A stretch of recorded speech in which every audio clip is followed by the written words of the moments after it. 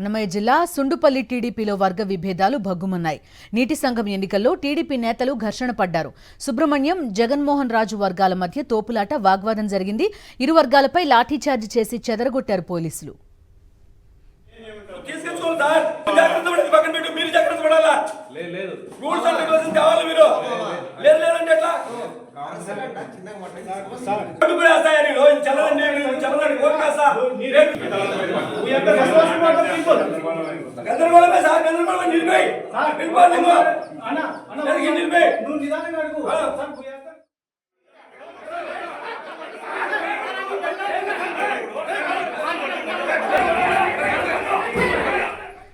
పూర్తి డీటెయిల్స్ అడుగుదాం. మా కరెస్పాండెంట్ శ్రీనివాస్ సిద్ధంగా ఉన్నారు. శ్రీనివాస్, చెప్పండి. చూస్తున్నాం అయితే ప్రతిపక్షం మీద దాడి చేసే ప్రయత్నం చేస్తున్నారు, లేకపోతే పార్టీలోనే వర్గ విభేదాలు ప్రస్తుతం కనిపిస్తుంది. సుండుపల్లిలో ఏం జరిగిందో మీ దగ్గర ఉన్న అప్డేట్స్ ఏంటి?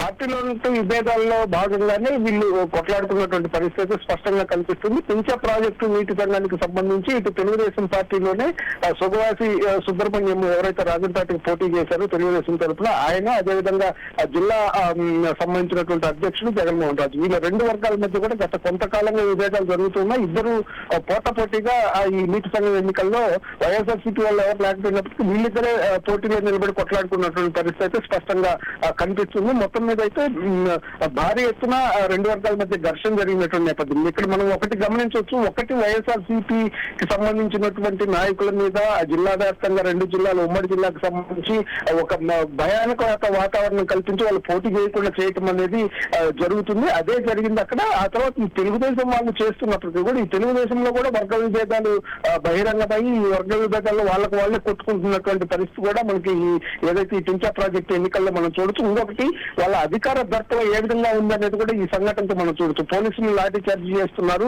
పోలీసు చొక్కా పట్టుకుని తెలుగుదేశం పార్టీ నాయకుడు ప్రశ్నించేటువంటి పరిస్థితుల్లో, ఒక వర్గానికి సంబంధించిన నాయకులు ప్రశ్నించే పరిస్థితుల్లో పోలీసులు అతని మీద లాఠీ చార్జ్, పోలీసుల మీద కూడా దురుసుగా ప్రవర్తిస్తూ వాళ్ళని కూడా చొక్కా పట్టుకునే పరిస్థితికి వచ్చింది. కాబట్టి వాళ్ళు లాఠీ చార్జ్ చేయాల్సినటువంటి పరిస్థితి వచ్చింది. అంటే అధికార దర్పము, అధికార మతం ఏ విధంగా ఉందనేది కూడా ఇక్కడ స్పష్టంగా కనిపిస్తుంది. మొత్తం మీద అయితే ఈ ఎన్నికల్లో పూర్తి స్థాయిలో ఎన్ని చేయాలో అన్ని అక్రమాలకి ఏదైతే అధికార కూటమి పాల్పడుతున్నటువంటి పరిస్థితి స్పష్టంగా కనిపిస్తుంది. సొంత పార్టీలో కూడా తమకు నచ్చిన వాళ్ళు ఉంటే వాళ్ళ మీద కూడా దాడులకు దిగుతున్నటువంటి పరిస్థితి స్పష్టంగా కనిపిస్తుంది. Okay Srinivas, thank you.